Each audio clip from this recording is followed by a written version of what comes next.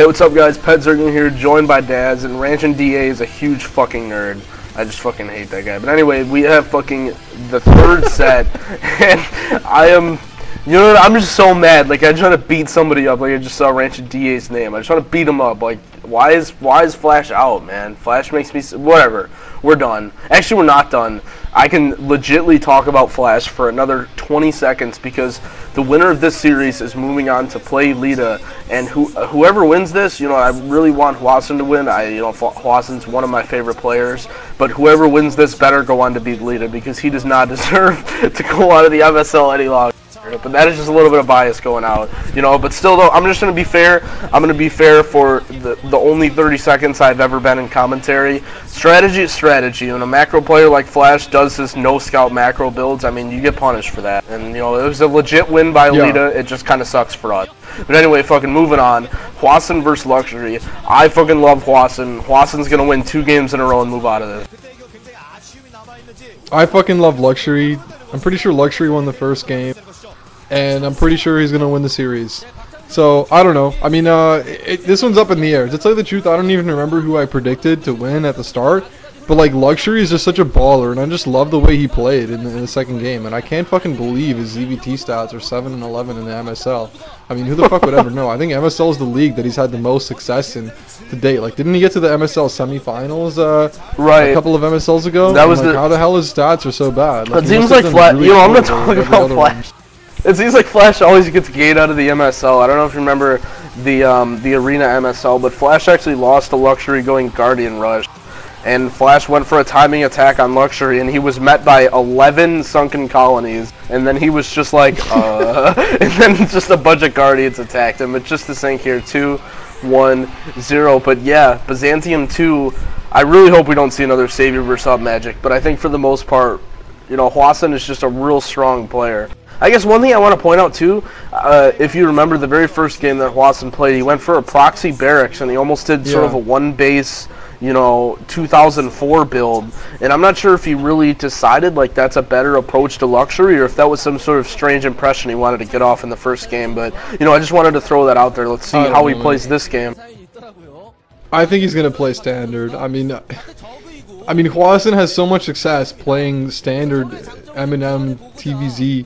I don't know why he would ever want to do anything different. I guess you just want to throw something different out in the mix every once in a while just to kind of keep people on their toes so they don't know what you're doing all the time. But like, I mean, especially after he did some weird build and he lost the game, even though you can argue that he got an advantage, which he later on lost, still, I can't imagine that he's going to want to do anything weird here. I mean, he's got to think of himself as the better player. I mean, his TVZ is just, like, it's always been just up there. Of course, like, with the top 5. At least top 5, maybe probably top 3. I mean, top Flash, 3, 4GG, and Flash. Firebat Heroes those are the has been 3 guys. shitty late. Oh my god. That's a 9 pool from Luxury. Pool. I think we're gonna Hwasin, please don't 14. No! He's gonna cancel the trick. I'm not falling for that again. But Hwasin, you better not go for a 14cc. Please no. Please no. Oh, he's not doing it. That's going to be building. Okay, but look at this. This is what I wanted to point out in the first game. You can wall off your ramp with only a barracks and a supply depot in this position. And I'm not sure about the other positions, but I know in this one, because I played it, is that you can wall off right there. And so this is an excellent opening build here from Hwasin. And, you know, I can't imagine him going for some sort of strange tech or mech build. I mean, just being Hwasin, he's a pretty honorable player. But, you know, the wall-in is going to help tremendously against this 9 pool, and I think Hwasin already, you know, this is assuming he builds something there to wall in, but he has already secured himself a huge advantage in this game. Opening up versus a 9 pool as a Terran, even though it doesn't seem like much, a Zerg really sacrifices a lot on econ, and look at that poll, still really even, and Hwasin actually still has the advantage, even though Luxury won the first game.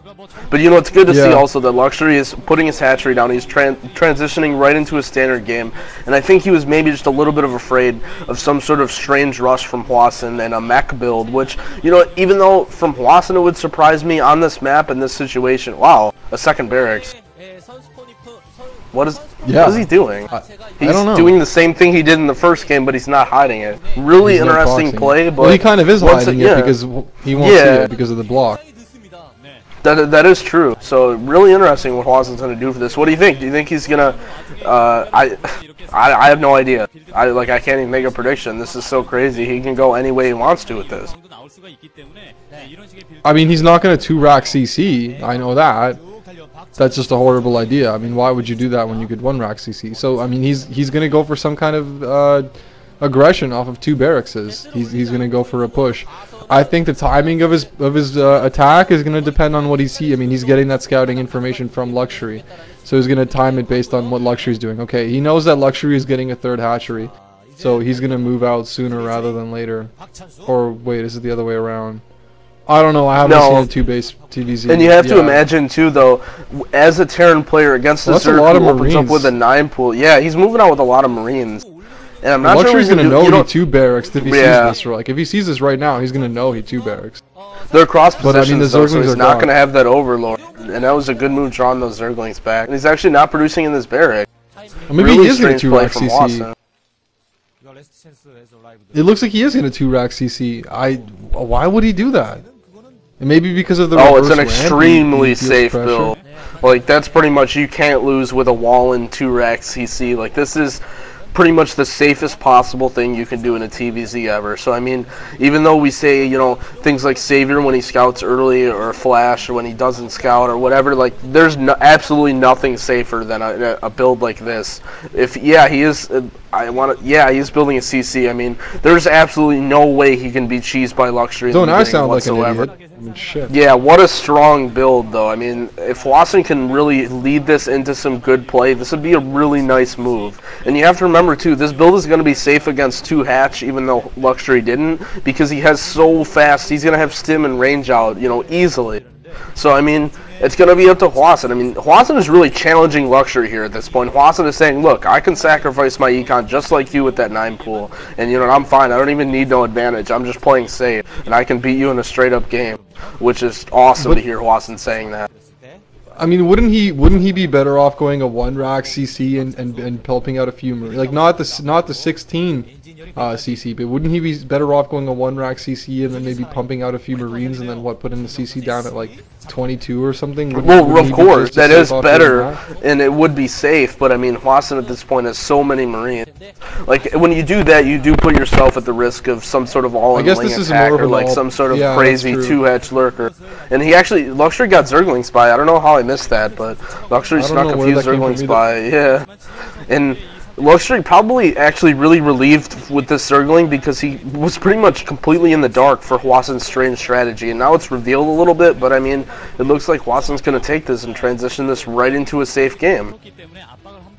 Yeah, I thought he was going to move out actually and go for an attack there, but I mean, there's nothing he can do really. There's 30-second colonies already up for Luxury, and he's aware of that. So this is actually like, I mean, this is a 2006 style TVZ we're seeing now. A 2-rack CC against a 3-hatch Mutalisk Savior style build. So I mean, this is pretty much almost as standard as it gets, really, if you're speaking as a, you know, the traditional playing style of the last few years. So I mean, both players kind of just saying like, okay, we'll play straight up, and we'll see who's the better player straight up. And I'd have to give the advantage to Hwasin. I mean, so far there's no advantage being built up, but I just think he's a better overall standard player. I think Luxury, even though he's not known for being a cheeser or anything like that, I think Luxury, his strength is in creative play too. Not wildly creative play like cheese builds, but he's one of those players that he will pull off. He's a strong mid-game player, I would say. He can take games easily in the mid-game with strong attack. Yeah, he will pull I'm kind of surprised to see him do something like this. Like, to go for a standard 3-hatch Mutalisk build against Hwasin, who goes for a standard game. Like, this really, you know, although Luxury's an excellent player, and I think one of his strong points easily is this Mutalisk control. I mean, all-around control, but his Mutalisk control is just amazing. You know, I don't know, it's hard to rate somebody on Mutalisk control, but I would say he's in the top 5 at least of Mutalisk control. I agree. And so it's a good move, but at the same time, and he's putting down his Hydralisk Den, so just like you said, I mean, this is probably the most standard game we could ever see, and you know, hopefully we'll see another epic long TVZ like we saw in the first game, but I think Hwasin with a strong opening like this is going to be fine. I mean, he's already got turrets, and it's going to be up to how much, you know, not necessarily how much damage Luxury can do with these Mutalisks, but what they accomplish. I mean, if he can get a third base up and get his hive tech out fast, then that's good enough. He really doesn't need to do a lot of damage, because I don't think he won't be able to do a lot, really. But Hwasin actually is moving out with his medic marines. This is a really strange move. Luxury, he has the base in the upper right, but Hwasin, I can't imagine, he probably has about a control group of units, and oh no, he doesn't have a base, so it was only a Zergling there. And Hwasin, with pretty good placement there, he has the supply depots in front of the turrets to make it harder to mute a micro. And Luxury's going to move in here. And Luxury, now that I don't know if Luxury knows that the forces are out, but Luxury, really good move here, going straight for the turrets. That was an excellent move, though. I mean, Luxury knows exactly what he needs to do. He's going and taking, wow, a ton of SCVs. This hurts for Hwasin.